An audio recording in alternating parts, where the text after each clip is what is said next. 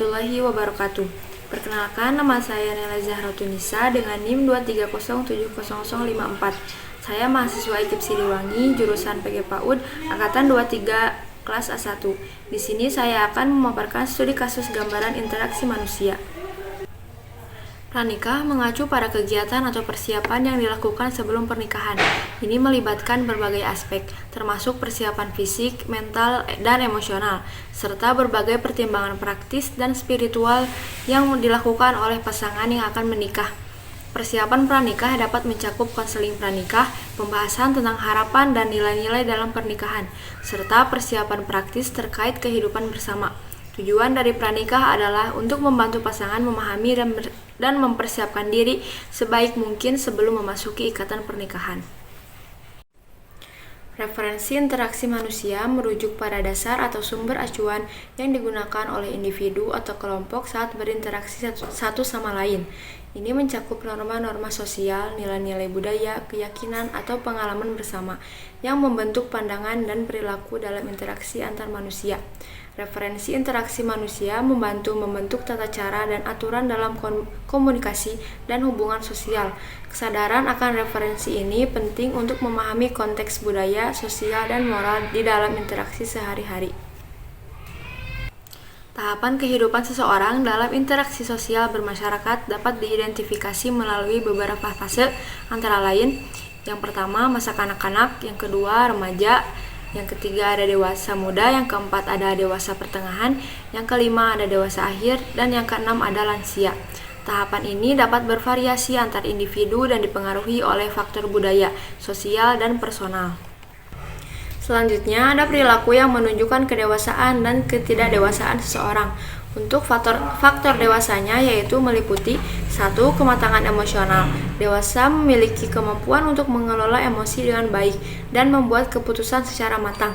Mereka cenderung lebih sabar dan dapat menangani stres dengan lebih efektif. Lalu yang kedua, ada tanggung jawab. Dewasa mengambil tanggung jawab atas tindakan dan keputusan mereka.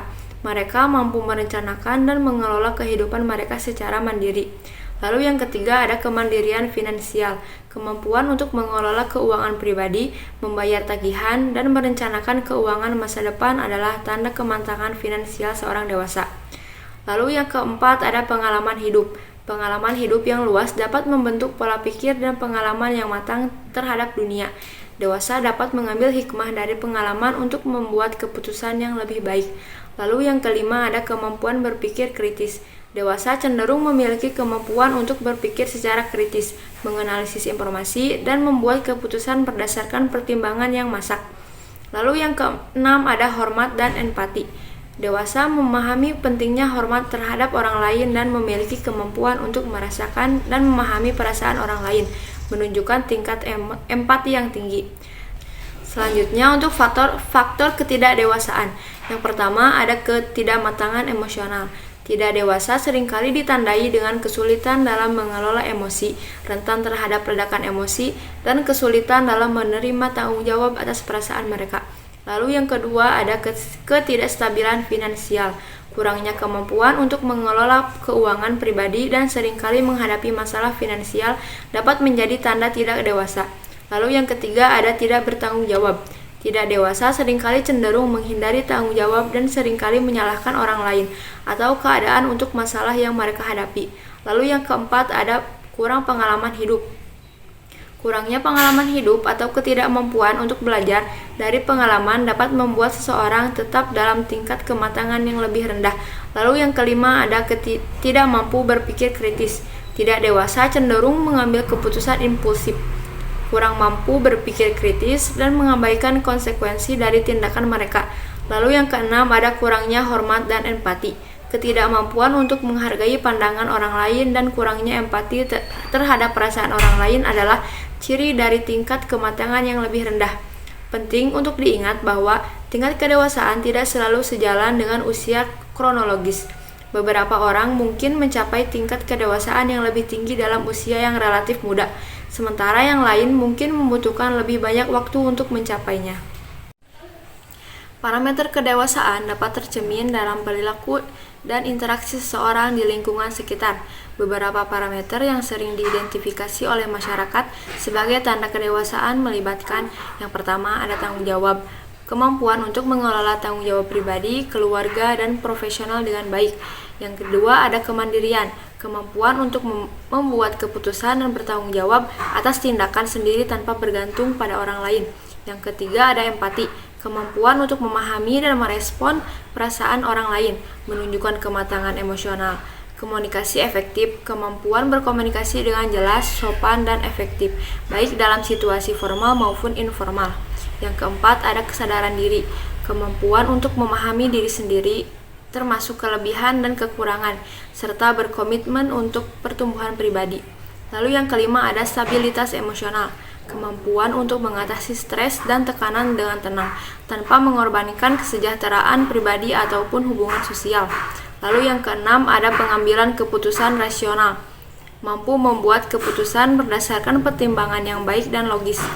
Kontribusi masyarakat, keterlibatan aktif dalam kegiatan yang bermanfaat bagi masyarakat, menunjukkan rasa tanggung jawab sosial.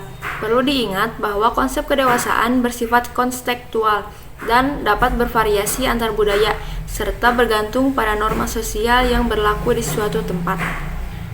Lalu selanjutnya gambaran bahwasanya perkawinan mempengaruhi tumbuh kembang anak secara sosial, fisik, dan psikologis.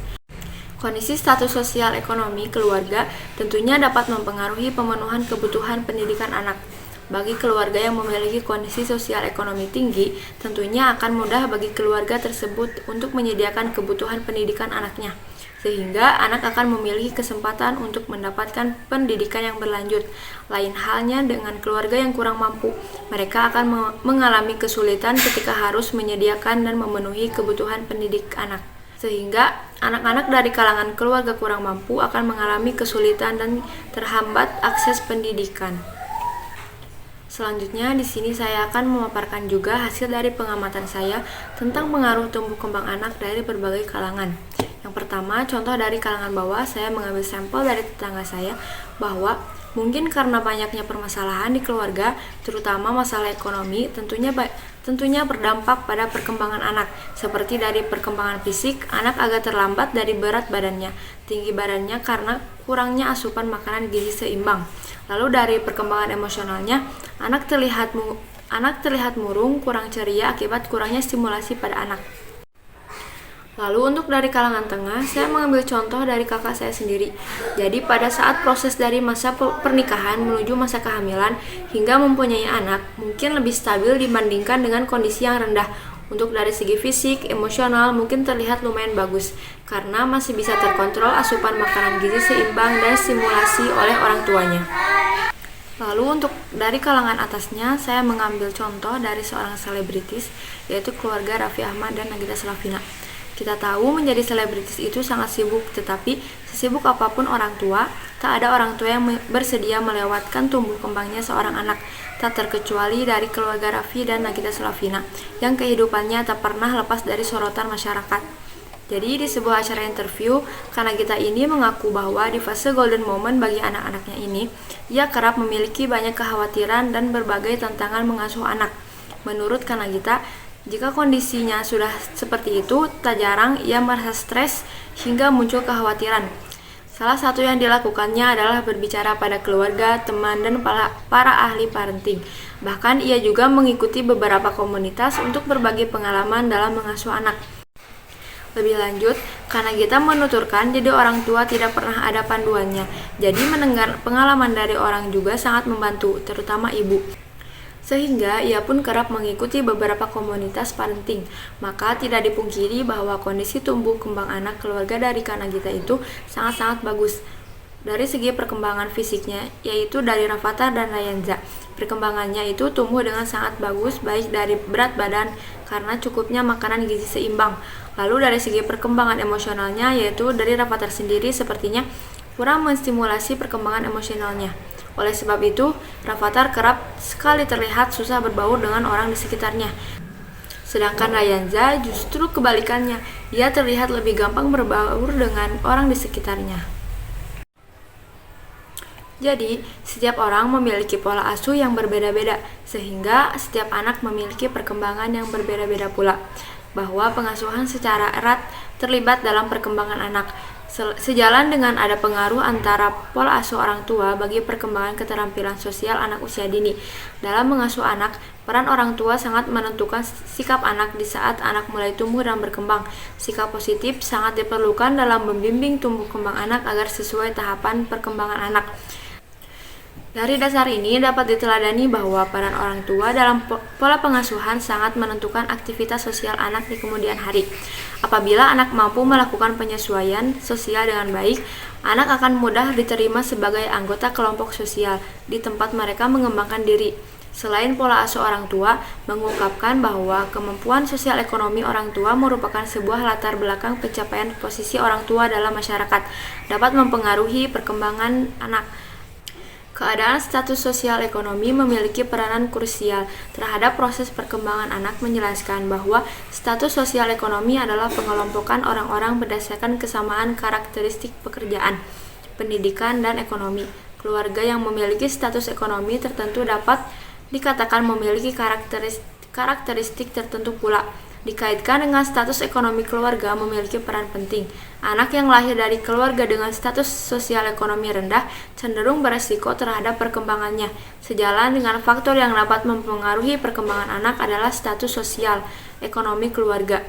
Hal ini merupakan kedudukan yang diatur secara sosial dan menempatkan seseorang pada posisi tertentu di dalam struktur sosial masyarakat. Perkembangan posisi ini disertai pula dengan seperangkat hak dan kewajiban sosial. Untuk menentukan tinggi rendahnya status sosial ekonomi seseorang dapat diukur dari pendapatan, pendidikan, dan pekerjaan.